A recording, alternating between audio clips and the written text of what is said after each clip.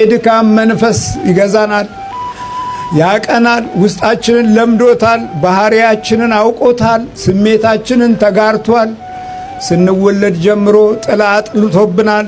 ደረጃ ምንድነው? አንተ መላከትና ከሰው ጋር ነው ምላክ።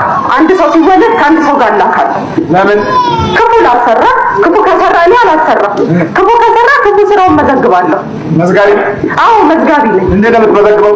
እጽፋለሁ። አሁን አይታይህም እንዳላሳይ። እሺ፣ እንዴት ነው የምጽፈው? ከሰረቀ እኔ እውነቱን ነው የምመዘግበው። ያ መሰረቁን ትጽፋለህ? አዎ። ከዋሸም ዋሸ ነው፣ ካማ ነው፣ ከገደለ ገደለ። በቃ የሰራውና ክፉ ስራ ክፉ ስራ ያን ትመዘግባለህ? አዎ። አታሰራም? ግን እኔ አላሰራም፣ አቃጣሪ ነኝ።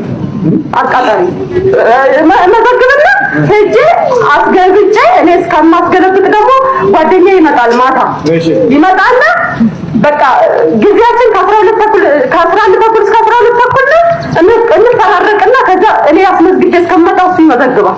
ማየው ጓደኛዬ አሁን በጨለማ ነው እሱ የሚመጣው፣ በምሽት እሱ የሚመዘግበው። ለምሳሌ ቀን እንዴት ነው የምትመዘግበው? ቀን የሰራውን ሁሉ አሁን ለምሳሌ ቀን ቢጸልይ እኔ አልመዘግብም። የሚመዘግብለት አለው መሰለኝ። እኔ አላውቅም፣ ስለ ቅዱስ ስራ አላውቅም። አይ አይደለም። ቢሰግድም አልመዘግብም። ለምን ማትመዘግብ? እኛ ጋር የጠንቋይ ቤት ምናምን ከሰገደ መዘግባለሁ። ጠንቋይ ቤት ሲሰግድ ትመዘግባለህ? አዎ መዘግባለሁ። ጸሎት ሲሰራ ትመዘግባለህ? መዘግባለሁ። ግን ወደ ጠንቋይ ቤት አትገባም? እገፋለሁ። እንዴ እሱማ ስራዬ ነው። እገፋለሁ። ልቡ ውስጥ አድርና ስራ ሂድ በቃ ቤተክርስቲያን ሲሄድ ምን ያደርግልሃል? ቤተክርስቲያን ይደክምሃል፣ ይታክትሃል። ተኛለሁ፣ ደርብለታለሁ። በቃ ደርብለት። አዎ።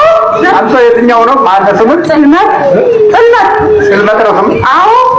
ሰይጣን ነህ ወይስ አጋን? የእነሱ ወገን ነኝ እንጂ ጽልመት ተብዬ ነው የተሰው። የጨለማ አበጋዝ ጥምሊያኮስ ይላከኝ። አዎ እነሱ ያሉት ነው የሚልካቸው፣ እኔ ጥምሊያኮስ ነው የሚልከኝ። በቃ ጽልመት። አዎ ጽልመት ደረጃ ይሄ ነው። ጠላትን ማጋለጥ። ጠላትህን እንዴት እንደምታጠቃው ካላወቅ ጠላትህ እንዴት እንደሚያጠቃህ ያውቃል። በቃ ያለው አማራጭ ይሄ ነው።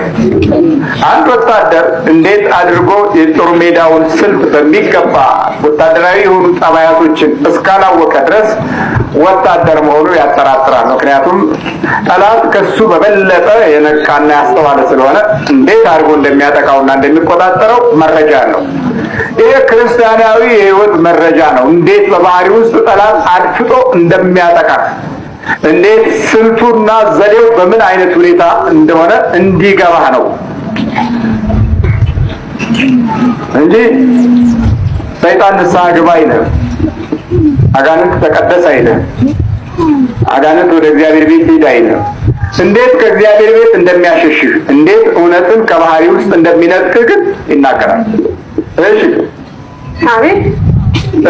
እኔ የምልህ ለምሳሌ አሁን ወደ ጠንቋይ ቤት ከወሰድክ በኋላ እዛ ስታሰግድ ማሰገድህ በቂ አይደለም? መመዝገብ ለምን አስፈለገ እንዴ? ማሰገድ ምን ማረጋገጫ አለኝ? መዝገቤ ላይ ስጽፈው ሲይዝልኝ እኮ ነው ማሰገዴን የማውቀው። መዝገቤ ላይ ካልያዘልኝ ካልተጻፈ አላሰገድኩትም። ለዚህ መዝገብ አለ? አዎ መዝገብ አለኝ። ከመዝገብ ውጭ አይመዘገብም። ለመጽሐፍ ትምህርት ያስፈልጋል? አያስፈልገኝም። ተሰጥኦ ነው። ይሄ ተሰጥኦ ነው። እና አንተ ልብ ውስጥ ነው የምትቀመጠው መላከ ጽልመት ወይስ ኑሮ ውስጥ ነው የምትቀመጠው? ጠቅላላ ሰውነት ውስጥ ነው የምዋሃደው እንጂ። ለምሳሌ ሲጸልይ ትጸልያለህ? ሲጸልይ ከልቡ ከጸለየ 40 ክንድ ርቀት ነው። አብሬ ጸልያለሁ። አዎ። ለምሳሌ እንደው ጸሎት የቱን ነው ያለ የተለማመድከው? እሷ ላይ ወር አይ ብዙ አልተለማመድኩም። አቋርጫታለሁ ብቻ ግማሽ አድርሼ ከልቧ አትጸልይም። አሁን እኔም ከልቧ ስለማጸልይ አውቀዋለሁ። የሆነ ቦታ ቁርጥ አረግባትና ከዛ ይጠፋባት። ስትሰግድ ያመኛል። እሷ በጣም ትቀጠቅጣለች ደረቷንና ጉልበቷን። ለዛ ያቃጥለኛል። እርግጥ ነው የምታደርገኝ። እኔ ቆሜ እጠብቃታለሁ። ቤተክርስቲያን ላይ ጃርባ ክንድር ልቧ ውስጥ ተዋሃድኩና እሷን አስመስዬ ይዣት ውልቅ በቀላሉ አትያዝም ነበር። እኔ ተይዤ አላቅም። እኔ ምን አግብቶኝ እዚህ ስራ ውስጥ እኔ ተይዤ አላቅም። አንድ ጊዜ ብቻ ተይዣለሁ። አንድ ጊዜ ተጻፈብኝ። ቅዱሳን ያዙኝና ጻፉብኝ። የምሰራውን ስራ አስለፍልፈውኝ ጻፉብኝ። የዛሬ ስንት ሺህ ዓመት ዛሬ አይደለም ጻፉብኝ። ድሮ ነው። ዛሬ በምን ላይ ተጽፎብሃል? ምን ላይ ነው የተጻፈው? ያነቡብኛል እኮ ምን ላይ ነው የተጻፈው? መንገደ ሰማይ ላይ አዎ፣ መንገደ ሰማይ ላይ እሱን አያነቡትም። አልፈው ሌላ ነው ጸሎት የሚያደርጉት። ሁሉም ይዘውታል። መንገደ ሰማይ ላይ መያዝ ያረጋግጣል። አዎ፣ እዛ ላይ ያለው እንጂ በቀላሉ አትያዝም። እንዴት ነው አካሄድ? እኔ አካሄድ ማሰናከል፣ ማሳሳት። ከቤተ ክርስቲያን አትሂድ እለዋለሁ። ጸሎት ምን ያደርጋል? ይደክምሃል እላለሁ። ቁጭ አረግና እንዳይጸልዩ ጉልበታቸውን አብረከርካል። ከዛ ሲደክማቸው ጸሎት እንዴት ቁጭ ብዬ ጸልያለሁ ብለው ይተዋሉ። እዛ ግን ሲያብረከርካል ጌታ ሆይ አንተ የምታውቀው የለምና እኔ ቁጭ ብዬ አመሰግናለሁ። ይሄ ዲያብሎስ ስራ ነው ብሎ የድካም መንፈስ ይገዛናል፣ ያቀናል። ውስጣችንን ለምዶታል፣ ባህሪያችንን አውቆታል፣ ስሜታችንን ተጋርቷል። ስንወለድ ጀምሮ ጥላ አጥልቶብናል። የፍለጋ መንፈስ፣ የፍለጋ ለቅሶ። አቤት አቤት አቤት! ስትፈልግ እድሜ ልክን ትጨርሳለህ። እድልህንም ጊዜህንም ሰውነትህንም። አሁንማ ሰውነታችን እየጠፋን ነው። የምናስብበት ሞራል ይደክማል። በቃ የህሊናችን ገደብ ውሳኔ የመስጠት አቅም ያጣል። የፍለጋ ለቅሶ ብዙ ዘመን አሳልፈናል።